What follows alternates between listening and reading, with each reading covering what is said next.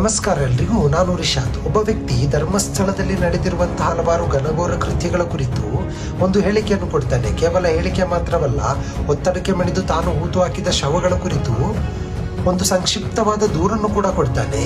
ಇದಲ್ಲದೆ ತಾನು ಬೆಳ್ತಂಗಡಿಯ ನ್ಯಾಯಾಲಯಕ್ಕೆ ಖುದ್ದಾಗಿ ಹಾಜರಾಗಿ ಇದರ ಬಗ್ಗೆ ಸಂಪೂರ್ಣ ವಿವರಗಳನ್ನು ಕೂಡ ನ್ಯಾಯಾಲಯದಲ್ಲಿ ಕೊಡ್ತಾನೆ. ಹೌದು, ಆದರೂ ಕೂಡ ಇದರ ನಡುವೆ ನಮಗೆ ಕಾಡ್ತಿರುವಂತಹ ಒಂದು ಪ್ರಶ್ನೆ ಏನಂದ್ರೆ, ಇದರ ಬಗ್ಗೆ ಯಾರು ಹೆಚ್ಚಾಗಿ ಮಾತಾಡಬೇಕು, ಅವರು ಇನ್ನೂ ಯಾಕೆ ಬಾಯಿ ಮುಚ್ಕೊಂಡು ಕೂತಿದ್ದಾರೆ? ಎಸ್, ಹೇಳ್ತಾ ಇರೋದು ಕನ್ನಡದ ಮೈನ್ ಸ್ಟ್ರೀಮ್ ಮಾಧ್ಯಮಗಳ ಕುರಿತಾಗಿದೆ.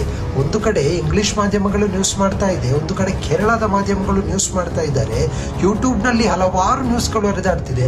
ಆದರೆ ಇದರ ಬಗ್ಗೆ ಯಾರು ಹೆಚ್ಚಾಗಿ ಮಾತಾಡಬೇಕು? ಕನ್ನಡದ ಮೈನ್ ಸ್ಟ್ರೀಮ್ ಮಾಧ್ಯಮಗಳು ಇನ್ನೂ ಒಂದು ನ್ಯೂಸ್ ಕೂಡ ಇದರ ಬಗ್ಗೆ ಮಾಡಿಲ್ಲ. ನೀವು ಯಾಕೆ ಇನ್ನೂ ಕೂಡ ಬಾಯಿ ಮುಚ್ಕೊಂಡು ಕೂತಿದ್ದೀರಾ ಎನ್ನುವುದೊಂದು ಪ್ರಶ್ನೆ ಆಗಿದೆ. ಯಾಕೆ ನೀವು ಯಾರದಾದ್ರೂ ಒತ್ತಡಕ್ಕೆ ಮಣಿತಾ ಇದ್ದೀರಾ? ಇಲ್ಲ ಯಾವುದೋ ದಣಿಗಳ ಮನೆಯಿಂದ ನಿಮಗೆ ಪೇಮೆಂಟ್ ಆಗಿದ್ಯಾ?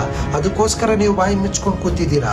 ಜನರಿಗೆ ಸಂಕ್ಷಿಪ್ತವಾದ ವಿವರಗಳನ್ನು ಕೊಡಬೇಕಾದ ನೀವೇ ಇದರ ಬಗ್ಗೆ ಯಾಕೆ ಮೌನ ವಹಿಸ್ತಾ ಇದ್ದೀರಾ? ನಾಚಿಕೆಗೇಡು ಅಂದ್ರೆ ತಪ್ಪಾಗಲಾರದು. ಇಂಥದ್ದೊಂದು ಗಂಭೀರವಾದ ಘಟನೆ ನಡೀತಿರುವಾಗ ಜನರಿಗೆ ಇದರ ಬಗ್ಗೆ ನಿಜವಾದ ಸತ್ಯಾಂಶಗಳನ್ನು ತಿಳಿಸಿಕೊಡ್ಬೇಕಾದ ನೀವೇ ಈ ತರ ಬಾಯಿ ಮುಚ್ಕೊಂಡು ಕೂತಿರುವುದು ನಿಜವಾಗ್ಲೂ ನಾಚಿಕೆಗೇಡು ಅಂದ್ರೆ ತಪ್ಪೇ ಆಗ್ಲಾರದು. ದರ್ಶನ್ ಅವರ ಕೇಸ್ ವಿಚಾರವಾಗಿ ದಿನರಾತ್ರಿ ಬಡಬಡ ಅಂತ ಬಾಯಿ ಬಡ್ಕೊತಿದ್ದಂತಹ ಸೋಕಾಲ್ಡ್ ಮಾಧ್ಯಮಗಳು ಧರ್ಮಸ್ಥಳದಲ್ಲಿ ನಡೆದಿದೆ ಎನ್ನಲಾದ ಕೊಲೆಗಳ ಬಗ್ಗೆ ಯಾಕಿನ್ನೂ ಮಾತಾಡ್ತಿಲ್ಲ? ನಾಚಿಕೆ ಆಗಲ್ವಾ ನಿಮ್ಗೆಲ್ಲ?